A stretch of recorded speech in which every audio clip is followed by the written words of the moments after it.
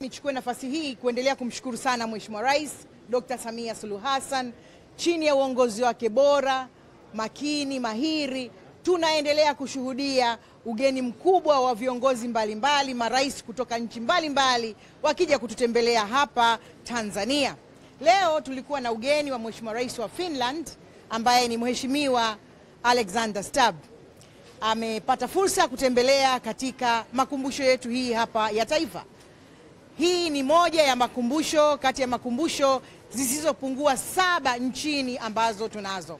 Amepata fursa ya kuangalia historia ya mwanadamu, lakini fuvu la Zinjanthropus, pia vifaa ambavyo miaka ya nyuma walikuwa wanatumia mababu na mababu zetu, na mwanadamu ametoka katika hatua ipi hadi kufika hatua ya leo.